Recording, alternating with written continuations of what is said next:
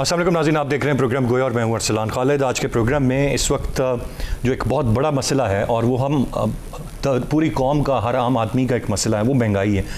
कल रात दोबारा ऐलान किया गया और पेट्रोल की प्राइस को मज़ीद 30 रुपये महंगा कर दिया गया और फिर साथ ये भी बताया गया कि ये भी जो अब प्राइस है जिससे आम आदमी की चीखें निकल गई हैं, ये भी हतमी नहीं है बल्कि IMF का मुतालबा इसको मज़ीद बढ़ाने का। बिजली के नर्ख भी बढ़ाए गए फ़ी यूनिट और ये वो चीज़ें हैं जिस पर अब ब्लेम गेम का एक सिलसिला जारी है।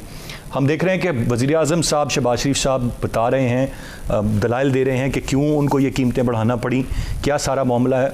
हुकूमती वज़रा भी इस हवाले से बात कर रहे हैं, लेकिन अब जो अपोजिशन है, जो कि अपोजिशन पार्लियामान की नहीं है बल्कि साबका हुकूमत है, इमरान खान साहब और उनकी जमात, उनके रहनुमा अब फट रहे हैं इस वक्त इस महंगाई को लेकर।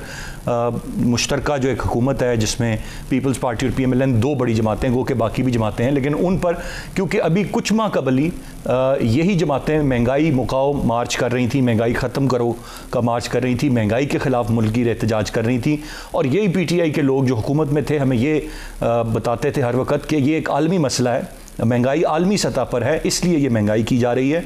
अब जब वो हुकूमत से बाहर हो गए हैं तो वो आज इसी महंगाई पर तनकीद कर रहे हैं। आज ही की कॉल थी खान साहब की, मुल्क गिर एहतजाज की कॉल उन्होंने आज दी थी कि तमाम लोग जुम्मे की नमाज के बाद सड़कों पर निकलें और एहतजाज करें। ये सारी की सारी सूरत हाल है इस वक्त। मईशत के हवाले से शौकत तरीन साहब ये फरमा रहे हैं कि मईशत बहुत स्टेबल थी, हम बेहतर थे, हम होते तो हमें ये चीज़ें कीमतें ना बढ़ानी पड़ती, लेकिन जब नई हुकूमत आई है तो ये सब कुछ कर रही है। ये एक सिलसिला है जो मुसलसल चला आ रहा है, but as a matter of fact हम देख रहे हैं कि जो गुज़िश्ता दौरे हुकूमत था खान साहब का, उसमें भी गरीब के लिए मुश्किलात बढ़ी और अब अचानक से ये शदीद इजाफा है। मैं चाहूँगा एक तो इस सूरत हाल पर हम बात करें जो कि इस वक्त सबसे बड़ा और अहम और बुनियादी मसला है हर आम आदमी का। उसके साथ साथ ना सिर्फ ये कि एक महंगाई और बाकी चीज़ों का हमें सामना है, बल्कि बहुत सख्त किस्म के बयानात भी हम सुन रहे हैं। कहीं पर खुदा न खास्ता मुल्क के 3 टुकड़े होने की बात की जाती है, हमारे न्यूक्लियर प्रोग्राम्स को बंद करने की बात की जाती है, मुल्क के डिफ़ॉल्ट होने की बात की जाती है। ये ख़तरात ज़रूर हमें मौजूद हैं। हमारे बहुत सारे PTI के जो साथी हैं वो कह रहे थे कि उन्होंने कब मुल्क तोड़ने की बात की। गो कि ये ख़तरात ज़रूर मौजूद हैं, लेकिन इस तरह की बात एक साबिक़ वज़ीर आज़म और एक लीडर के मुँह से सामने आना या इस तरह की बात भी करना जिसके बारे में कोई पाकिस्तानी खुदा न खास्ता सोच नहीं सकता, यकीनन ये क्वेश्चनेबल है। और जो तलखी है खान साहब के लहजे में वो बढ़ती जा रही है। दूसरी जानिब हुकूमत में भी मुख्तलिफ राय है। एक तरफ अब ये बात कही जा रही है कि गद्दारी के मुकदमात वज़ीर आला KP के और खान साहब पर काटे जाएं, जबकि PMLN के ही कुछ लोग इसकी मुखालफत कर रहे हैं कि ऐसा ना किया जाए।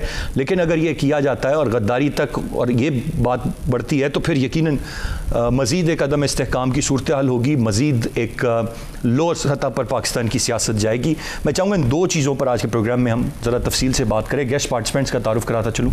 प्रोग्राम में ज्वाइन कर रहे हैं मुर्तज़ा सोलंकी साहब, सीनियर सहाफ़ी हैं, सीनियर तज्ज़ियाकार हैं। बहुत शुक्रिया सर आपके वक्त का। अब्दुल्ला गुल साहब हमें प्रोग्राम में ज्वाइन कर रहे हैं, आप भी सीनियर तज्ज़ियाकार हैं। सोलंकी साहब, गुफ्तगू का आगाज़ आपसे करते हुए sir, as a matter of fact ये तो बयानात जो दे रहे हैं और जो हुकूमती सफ़ों में हैं उनको तो इसका फ़र्क नहीं पड़ता कि 210 का हो या कल 270 का हो जाए, शायद उनको उतना इम्पैक्ट नहीं आएगा, लेकिन एक आम आदमी पर इसका बहुत इम्पैक्ट है। और पहले भी मामला ये था कि महंगाई को लेकर पॉइंट स्कोरिंग थी, PTI की हुकूमत थी तो ये लोग मार्च कर रहे थे महंगाई को ख़त्म करने के लिए, और आज वही काम फिर पाकिस्तान तहरीक इंसाफ कर रही है और उनका ये मानना है कि जी अब तो चीखें निकल गई हैं अवाम की, और ये तमाम तर मलबा ये 50 दिन पहले आई हुई हुकूमत पर ये डाल रहे हैं। Do you think it is fair from both hands? देखिए जी, इसमें तो कोई शक नहीं है कि जब आप पेट्रोल की, डीज़ल की कीमतें बढ़ाएंगे, जब आप बिजली की जो पर यूनिट जो कीमत है वो बढ़ाएंगे, तो उसके नतीजे में एक मजमूई तौर पर हर चीज़ के अंदर कीमतें जो है वो बढ़ेंगी, चाहे वो खाने पीने की चीज़ें हों, अशियाए ज़रूरत की हों, ट्रांसपोर्ट की हों, हर चीज़ में जो है वो इजाफा होगा और बराह रास्त उसका असर जो है वो अवाम पर पड़ेगा। इसमें किसी को कोई शक नहीं होना चाहिए।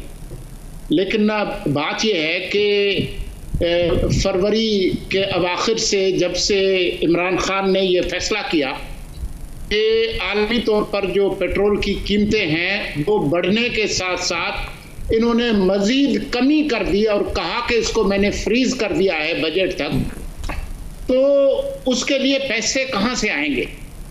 मतलब 125 से कोई 150 अरब रुपए हुकूमत, जो कौमी खजाना है, जो भी अवाम का ही है, लोगों का है, उससे निकाल कर अगर आप दे रहे हैं तो ये बोरी जो है वो उसने तो खाली हो जाना था, और फिर उसका नतीजा फिर श्रीलंका या इस तरह का कोई सूरत हाल हो सकती थी। श्रीलंका तो खैर एक अहम स्ट्रेटेजिक मुल्क नहीं है जिसके पास एटमी हथियार हों, हम हैं, हमारे दुश्मन भी बहुत ज़्यादा हैं। तो इस वजह से जब ये हुकूमत कहती है कि हमारे पास ऑप्शन कोई नहीं था कि ये जो अनफंडेड सब्सिडी है, जिसको जो अगर पूरे साल जारी रहे तो वो आपके कुल जो दिफाई अखराजात है उनसे बढ़कर है, वो करीब करीब तकरीबन वो अमाउंट है जो कि आप अपने कर्जों और डेट सर्विसिंग में देते हैं। और ये सब्सिडी का बड़ा हिस्सा गरीब आवाम इस्तेमाल पेट्रोल की और नहीं करते, कम से कम मासवाए थोड़े से जो है वो मोटरसाइकिल और दूसरे लोग। तो उन्होंने ऐलान तो किया है कि जी हम बेनज़ीर इनकम सपोर्ट प्रोग्राम से और दूसरी जो टारगेटेड सब्सिडी से करेंगे, लेकिन ये काफ़ी नहीं है। आज भी कुछ ऐलानात हुए हैं कि जी काबीना की साइज़ कम करेंगे और जो वज़रा हैं उनकी जो पेट्रोल वगैरह वो कम करेंगे। सिंध के वज़ीर आला ने कहा है कि जी वो 40% जो है वो पेट्रोल का जो कोटा है कम करेंगे। खैबर पख्तूनख्वा वाले ने भी 35% का कहा है, लेकिन ये कम नहीं, ये काफ़ी नहीं है।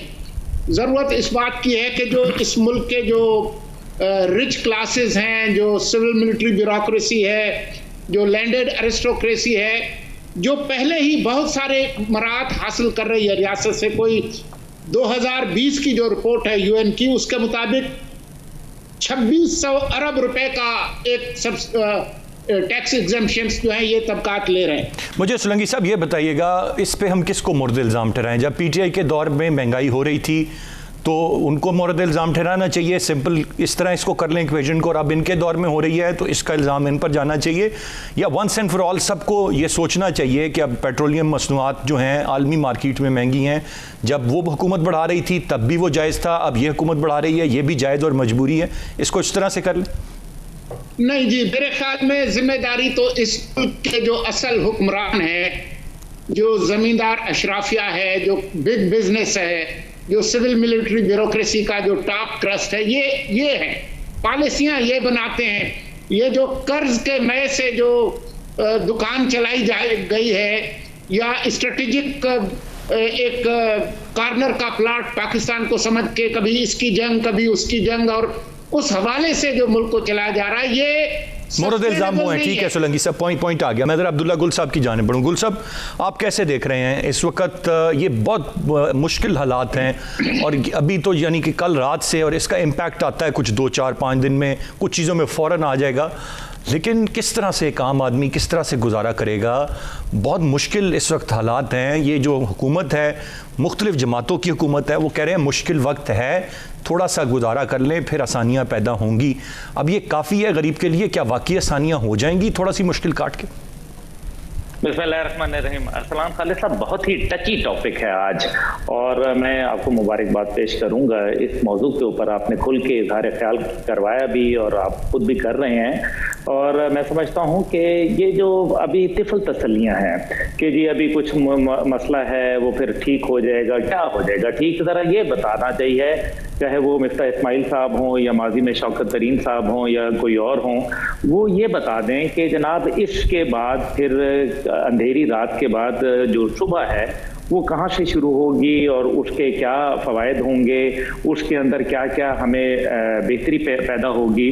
देखिए, फ्यूल की प्राइसेस जो है वो यकीनन गरीब सबसे ज़्यादा इस्तेमाल करता है। उसकी वजह यह है कि गरीब जो है वो उसका आने जाने का जो ट्रांसपोर्ट का तरीका है वो पब्लिक ट्रांसपोर्ट पे बैठता है, तो पब्लिक ट्रांसपोर्ट इवेंचुअली जो है वो जो नज़ला है वो तो जाहिर है जो कम्यूटर है उसके ऊपर आता है। और दूसरी बात यह है कि डीजल जो है वो बड़ी गाड़ियों में जलता है, और इसी तरह से जो अशियाए खुर्दोनोश है या दीगर जो हमारी ट्रांसपोर्टेबल चीज़ें हैं वो भी बड़े ट्रकों के जरिए आती हैं जिसमें डीजल डलता है। और सबसे बड़ी बात यह है क्या कि ज़राअत जो है वो तमाम की तमाम डिपेंडेंट है इसके ऊपर डीजल पे। और आपको मालूम है कि पाकिस्तान एक ज़रई मुल्क है और ज़रई मुल्क के अंदर डीजल की कीमतें बढ़ाने का मतलब यह है कि सीधा सीधा आप खुदकुशी की तरफ जा रहे हैं। अब हमें कुछ सख्त और कड़े फैसले लेने होंगे। ये बात ठीक है कि तमाम स्टेक होल्डर्स हैं, जिसके अंदर मेरे ख्याल में रियासत भी है, सियासत भी है, हुकूमत भी है। ये तो लगता ऐसा है कि जैसे अवाम का जनाजा पढ़ाने के लिए तैयार हो गए हैं। देखें, अगर जब हम कंपैरिजन स्टडीज करते हैं मगरिब के हवाले से, तो मगरिब के अंदर यकीनन इस टाइम पे अमेरिका में तारीख की बुलंद तरीन सतह के ऊपर फ्यूल प्राइसेस हैं, ऑलमोस्ट 400 रुपए लीटर है। लेकिन उसके साथ साथ जो है उनका पर कैपिटा इनकम भी तो देखें ना आप, यानी कि एक आदमी जिसकी पाकिस्तान में औसतन जो है वो 10 से 12-15 हज़ार तनख्वाह है, ये कहने की तो बात और है हुकूमती फिगर्स की, लेकिन आम आदमी जो है वो तो इसी तरह ले रहा है। वो कैसे अफोर्ड करे? ये बिजली की जो प्राइसेस हैं इनको कैसे अफोर्ड करे? ना बिजली है, ना खाने के लिए लोगों को मिल रहा है, लोग खुदकुशियां कर रहे हैं, लोग इज्जतें बेच के 2 रोटियां निकल रही हैं। अभी सोशल मीडिया पे एक बहुत ही भयानक स्टोरी जो है वो वायरल हुई, जिसमें पुलिस अफसरान जो थे वो खुद रो पड़े उस औरत की हालत ज़ार देख के कि जिसके बच्चे जो है वो भूख से बिलबिला रहे थे और उसको अपनी इज्जत का सौदा करना पड़ गया। देखें, मैं जो गुजारिश करना चाहता हूँ वो बहुत सोच समझ के कह रहा हूँ। आप दुनिया के किसी भी मईशत दान को बुला लें और बता दें कि अगले 30 साल भी पाकिस्तान ये कर्जे अदा कर सकता है। ये वो गलीज कर्जे हैं, ये ओडियस लोन्स इनको दुनिया में कहा गया। दुनिया के अंदर 16 मुमालिक इसको जो है वो रिजेक्ट कर चुके। एक्वाडोर है, अर्जेंटीना है, ब्राजील जो कि इस टाइम पे दुनिया की बड़ी मईशत है, उन्होंने इनकार कर दिया था ये कह के कि ना ये कर्जे उनमें शक्कत थी देने की, ना उन पे खर्च हुए और ना उनसे पूछ के लिए गए उनकी हुकूमतों ने। बात तो ये है कि हुकूमतों के अल्लल्ले तल्लल्ले, देखें हम जिस नबी पाक सल्लल्लाहु अलैहि वसल्लम के पैरोकार हैं, उन्होंने पेट पे 2 पत्थर बांधे थे और कौम से 1 पत्थर का मुतालबा किया था। हम तो यहाँ कौम को जो है वो कहते हैं कि 10 पत्थर तुम बांध लो और हम कोई पत्थर ही ना बांधे, ये नहीं होगा। देखें, अभी मेरे ख्याल में इदारों को भी सोचना पड़ेगा, अदलिया को भी जो है फौरी तौर पर फैसले करने पड़ेंगे। ये कर्जे हम नहीं दे सकते। एक दफा बजाय इसके कि आपको कोई डिफॉल्ट कराए, आप जरा एक दफा उनको आगे खड़े होके ये बोले तो सही कि आप एक न्यूक्लियर कंट्री को डिफॉल्ट नहीं करवाने दे सकते। और सर पॉइंट आ गया। गुल साहब, पूरा सिलसिला जारी है, एक ब्रेक की जाने पड़ेंगे, ब्रेक से वापस आकर मजीद बात करते हैं, साथ रहिएगा।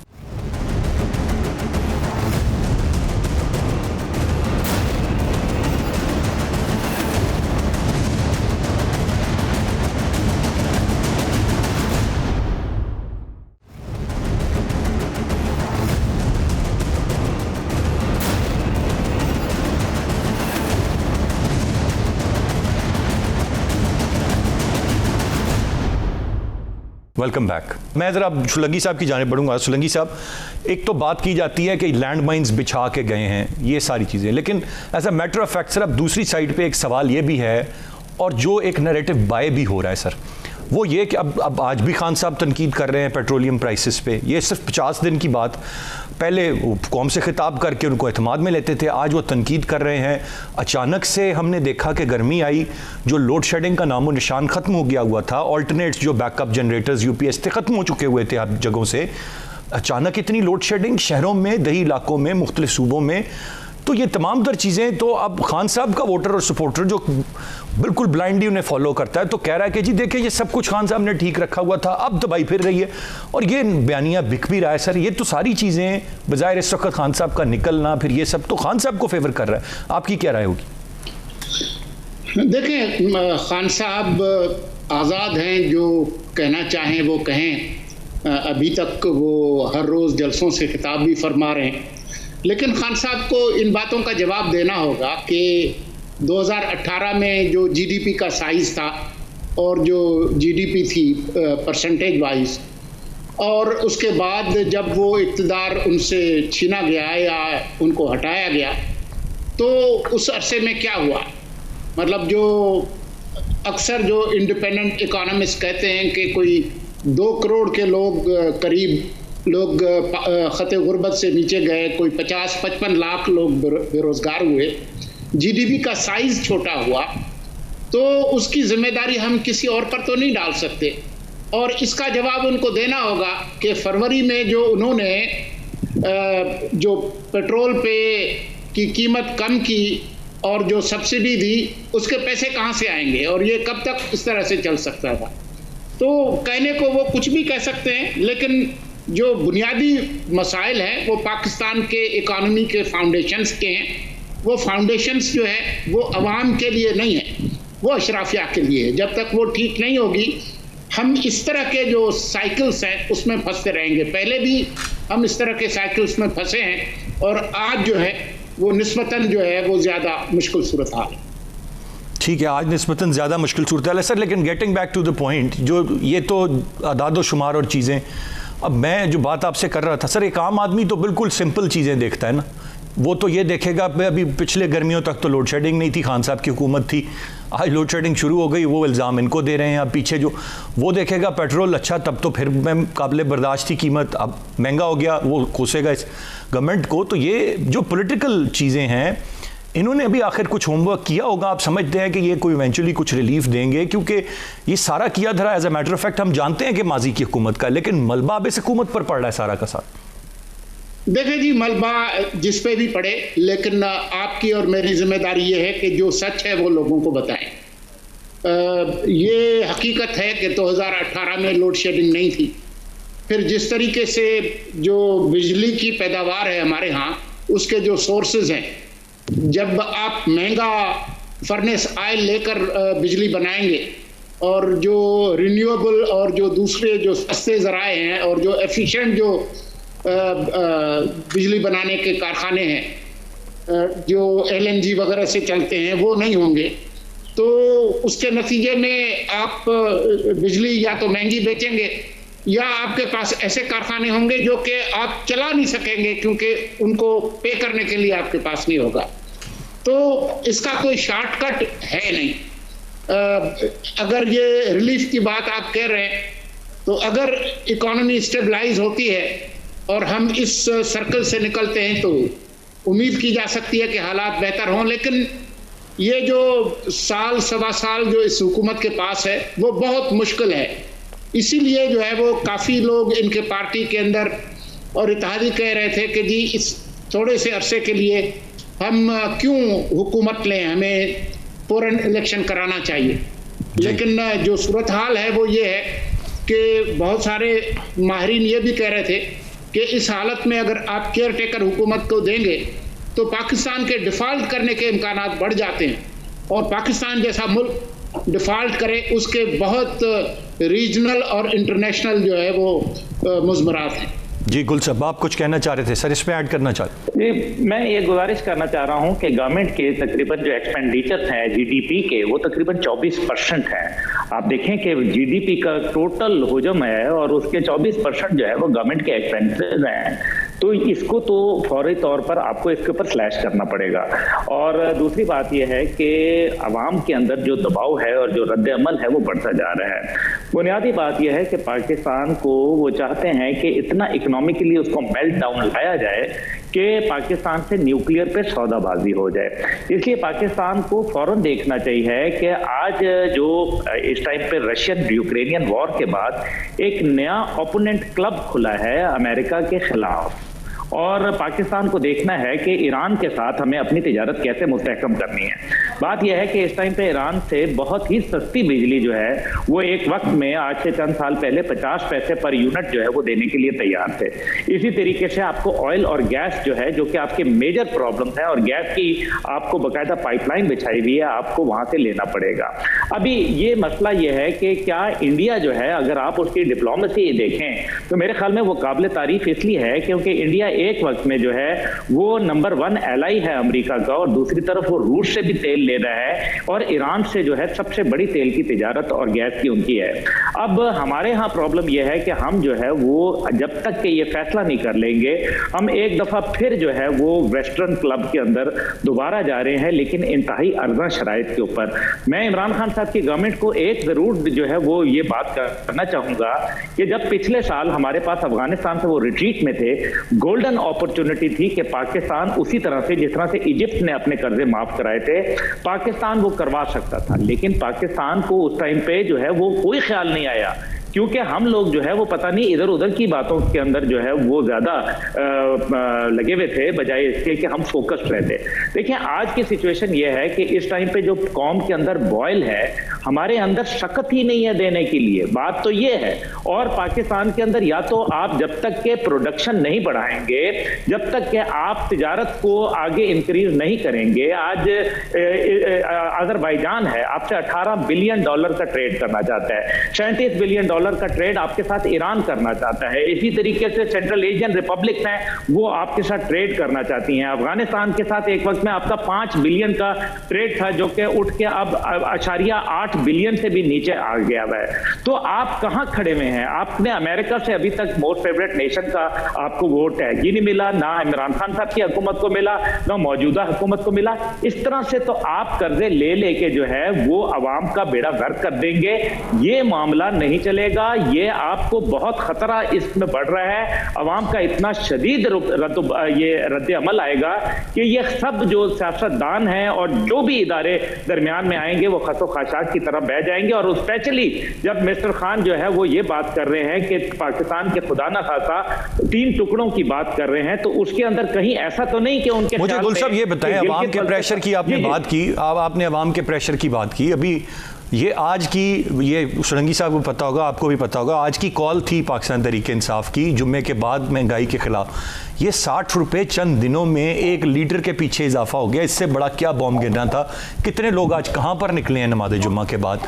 अगर कोई चीज आपने देखी है कोई सोशल मीडिया पे, कोई आप मुझे बता दें, तो अवाम तो इसको भी बर्दाश्त कर गए। अभी ये 60 रुपए मजीद बढ़ेगा, अवाम मेरे ख्याल से तब भी बर्दाश्त कर लें। अरसलान साहब, यही तो सबसे खतरनाक है कि जब आदमी जो पीछे एक होता है ना कि जब आहिस्ता आहिस्ता रिश्ता रहता है पानी, लेकिन उसके बाद पीछे पूरी डैम की दीवार जो है वो गिर जाया करती है। मैं जो बात करना चाह रहा हूं, कहीं खान साहब जो है वो ये तो नहीं चाह रहे कि गिलगित बल्तिस्तान कश्मीर और केपी असेंबली में खुदा न खास्ता ऐसी करारदादें पास करवा दें या ऐसी करारदादें ले आए जो पाकिस्तान के हवाले से एक बहुत ही खतरनाक जो है वो सूरत हाल इख्तियार करते हैं। ये हैं वो बातें जो जिनको सोचना चाहिए। आज पूरे इंडिया के अंदर खुशियां मनाई जा रही हैं। आप जरा इंडियन का सोशल मीडिया देखें, आप इजराइल का देखें कि वो कह रहे हैं कि पाकिस्तान का अपना वजीर आजम जो है वो क्या बात कर रहे हैं। इससे पहले वो माजी में चार्जशीट कर चुके हैं। सिलसिला जारी है, ब्रेक की जाने बढ़ेंगे, ब्रेक से वापस आकर मजीद बात करते हैं, साथ रहिएगा।